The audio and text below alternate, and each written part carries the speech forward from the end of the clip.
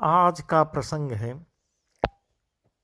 जब भगवान श्री राम को अयोध्यावासी सुनते हैं कि ये 14 वर्ष के लिए वन को जा रहे हैं। इस बात को सुनकर सब स्त्री पुरुष ऐसे व्याकुल हो रहे हैं जैसे जंगल में आग लगी हो।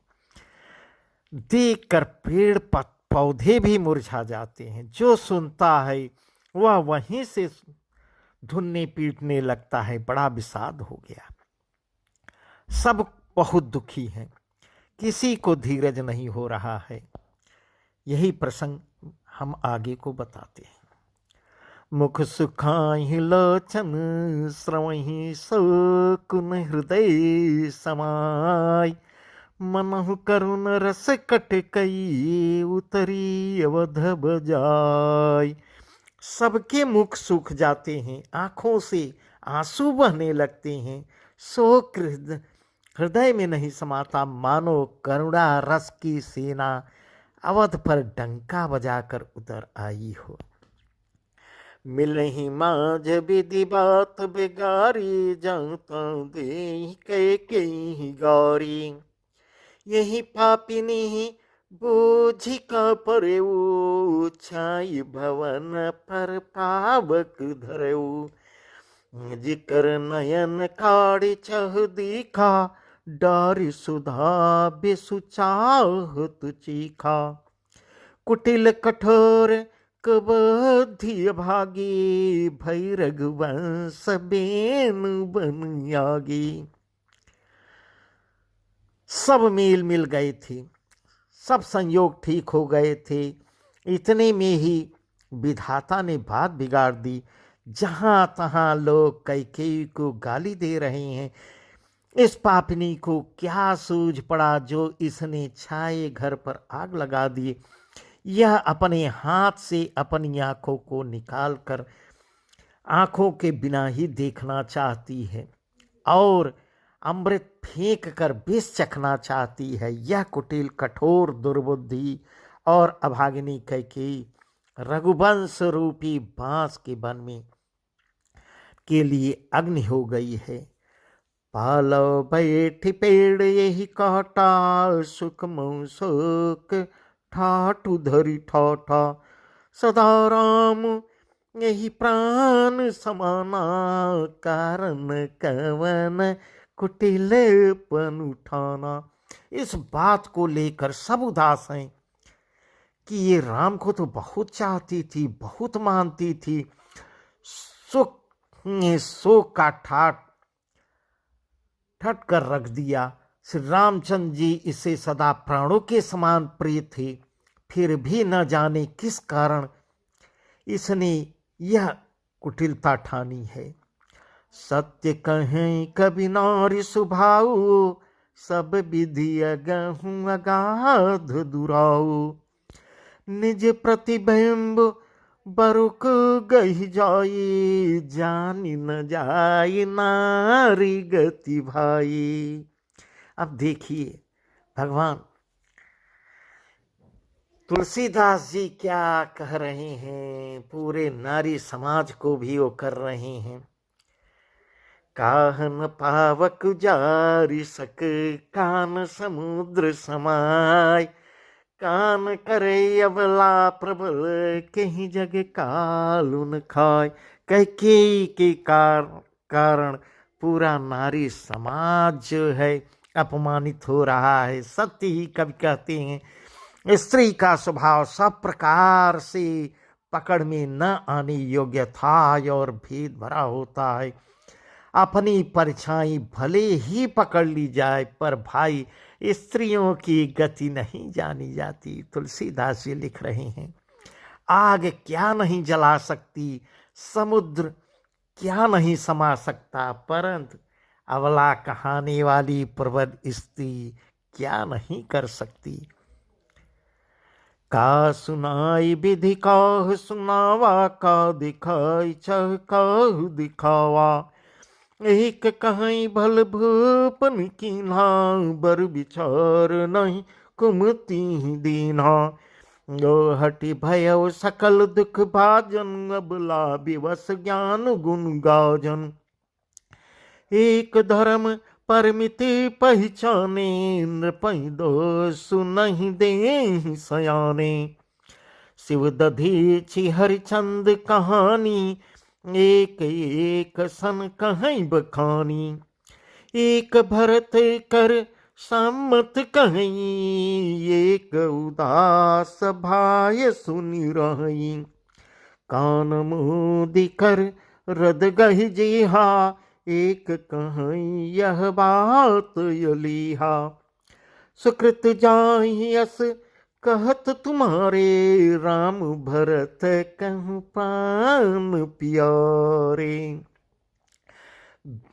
विधाता ने क्या सुनकर क्या सुना दिया, और क्या दिखाकर अब क्या दिखाया, यह सभी कह रहे हैं। राजा ने अच्छा नहीं किया। दुर्बुद्धि कैकेयी को विचार कर बोलना चाहिए, विचार कर वर मांगना चाहिए। जो हट करके कैकेयी की बात पूरा करने में अड़े हैं, राजा स्वयं सब दुखों के पात्र हो गए हैं। स्त्री के विशेष बस होने के कारण मानो उनका ज्ञान और गुण जाता रहा। एक दूसरे की जो धर्म मर्यादा को जानते हैं, वे सब राजा को दोष दे रहे हैं, कुछ राजा को दोषी नहीं मान रहे हैं। वे शिव दधीच और हरिश्चंद्र की कथा एक दूसरे से बखान कर कह रहे हैं। कोई हाथों से कान मूंद कर और जीभ को दांतों तले दबा कर कहते हैं यह बात झूठी है। ऐसी बात कहने से तुम्हारे पुण्य नष्ट हो जाएंगे, कि सबको आश्चर्य लग रहा है। भरत जी को तो श्री रामचंद्र जी प्राणों के समान प्यारे हैं। चंदु चवय बरु अनल कन, सुधा हुई बिसतूल। सपने हूँ कबहु न करही किछु, भरत राम प्रतिकूल। भरत जी स्वप्न में भी कभी रामचंद्र जी के विरुद्ध हो ही नहीं सकते, कोई मानने को तैयार नहीं है। एक विधाता ही दर्शन देहि, सुधा दिखाई दीन बिसुजेहि। घर भरु नगर सोचु सब काहू, दुसहदाहु उर मिठाऊ छाहू। इस प्रकार पूरी अयोध्या इतनी दुखित हो गई है। कोई एक विधाता को दोष लगा रहा है, जिसने अमृत दिखाकर हम सबको बेचते दिया। नगर भर में खलबली मच गई, सब किसी को सोच हो गया है। हृदय में दुख सहजलन हो गई, आनंद उत्साह मिट गया। बेप्रबध कलमान जठेरी, जय प्री परम कई केरी। लगी देन सिख सेल सराई, बचन बान समला गई तोई। रतन मोहि प्रिय राम समाना, सदा कहूँ यहु सब जग जाना। करहु राम पर सहज सनेऊ, केहि अपराध आजु बन देहु। कबहु न कियहु सवतियारेसु, प्रीति प्रतीति जानु सब देसु। कौशल्या अब काह बिगारा, तुम जेहि लागे वज्रपुर मारा। अब कौशल्या जी क्या कहती हैं? इधर ब्राह्मणों की स्त्रियां, कुल की मानी, सभी बूढ़ी, बड़ी बूढ़ी और जो कैकेयी की परम प्रिय थी, वे उसके सील की सराहना करके उसे सीख देने लगी, समझाने लगी कि अपनी बात को पलट दो। तुम तो सदा कहा करती थी रामचंद्र जी के समान मुझको भरत भी प्यारा नहीं है। इस बात को सारा जगत जानता है, पर आज क्या हो गया? श्री रामचंद्र जी पर तो तुम स्वाभाविक ही स्नेह करती रही हो, आज किस अपराध से उन्हें जाने के लिए यह वर मांग रही हो। इधर कौशल्या क्या कहती हैं, तुमने कभी सौतिया डाह नहीं देखा, सारा देश तुम्हारे प्रेम और विश्वास को जानता है। अब कौशल्या तुम्हारा क्या बिगाड़ कर रखा है जिसके कारण तुमने सारे नगर पर वज्र गिरा दिया। सेक पिए संग पर ये हरि लखन की रही हैं धाम, राज की भ्यों जब भरतपुर नृप की जी बिनु राम। क्या सीता जी अपने पति का साथ छोड़ देंगी? क्या लक्ष्मण जी श्री रामचंद्र जी के बिना घर पर रह सकेंगे? क्या भरत जी श्री रामचंद्र जी के बिना अयोध्यापुरी का राज भोग सकेंगे? और क्या राजा श्री रामचंद्र जी के बिना जीवित रह सकेंगे? अर्थात न सीता जी यहाँ रहेंगी, न लक्ष्मण जी रहेंगे, न भरत ही यहाँ रहेगा, न राजा ही जीवित रहेंगे, सब कुछ उजाड़ रही हो। इस प्रकार सभी उन कैकेयी को समझा रहे। अस बिचारे उर छाणु को शोक कलंक कोठि जनी होहु, पर तही अवसि देहु जुबराजु, कानन काह राम कर काजू। ऐसा सब हृदय में विचार करके सलाह दे रही हैं, क्रोध छोड़ दो, शोक और कलंक की कोटि मत बनो, भरत को अवश्य तुम राजा बना दो, पर राम को वन में क्यों भेज रही हो? नाही न राम राज के भूखे, धर्म धुरी न बिसैर सुरूखे, गुर गृह बसहु राम तुझ देव गेहू, निपसन यस बरु दूसर ले। श्री रामचंद्र जी राज के भूखे नहीं हैं, वे धर्म की धुरी को धारण करने वाले और विषय रस से रूखे हैं। इसलिए तुम यह शंका न करो कि श्री रामचंद्र जी बन गए तो भरत के राज में विघ्न करेंगे। इतने पर भी मन न माने, राम राजा से दूसरा ऐसा वर मांग लो जिससे श्री राम को घर छोड़कर गुरु के घर रहना पड़े। जो नहीं लगी हूँ कही हमारे, नहीं लागी कछु हाथ तुम्हारे, जो परिहास केन कछु होई, तो कही प्रगट जनामु सोई, राम सरिस सुत कानन जोगु, काह कहीं सुनी तुम कहु लोगु, उठऊं बेगी सोई करहूं उपाय, जय विधि सुख कलंकुन साई। इसी प्रकार तो हमारे कहने पर चलोगी तो तुम्हारे हाथ कुछ भी नहीं लगेगा, या तुमने कुछ हंसी की हो तो उसे भी प्रकट करो। इस प्रकार बहुत बहुत से लोग उसको समझा रहे हैं कैकेयी को। राम सरीखा पुत्र क्या बन के योग्य है? यह सुनकर लोग तुम्हें क्या कहेंगे? जल्दी उठो और ऐसी कोई उपाय करो जिससे यह शोक और कलंक का नाश हो।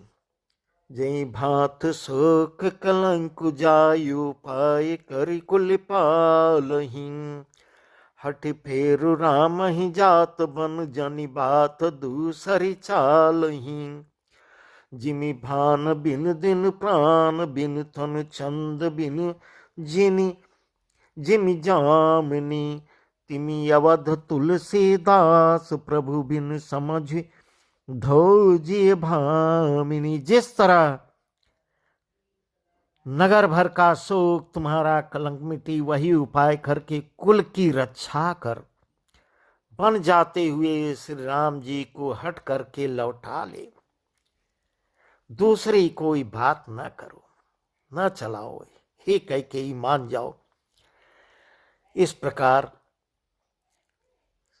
सभी स्त्रियां समझा रही हैं।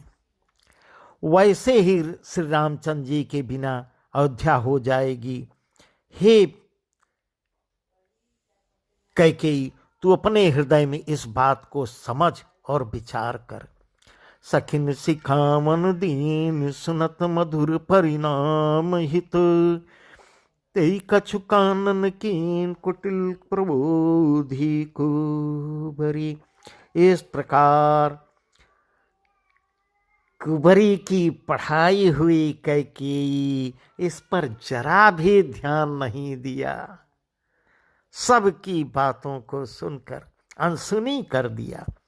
उतरन देद सहरिस रुखी, मृगिन चितव जन भागिनी भूखी।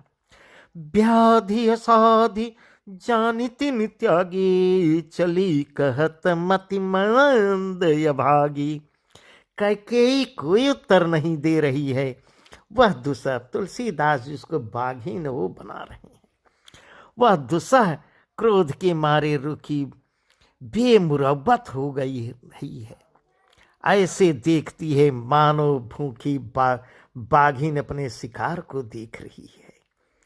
तब सखियों ने रोग को असाध्य समझकर उसे छोड़ दिया, सबको मंद बुद्धि अभागिन कहती हुई चल दी।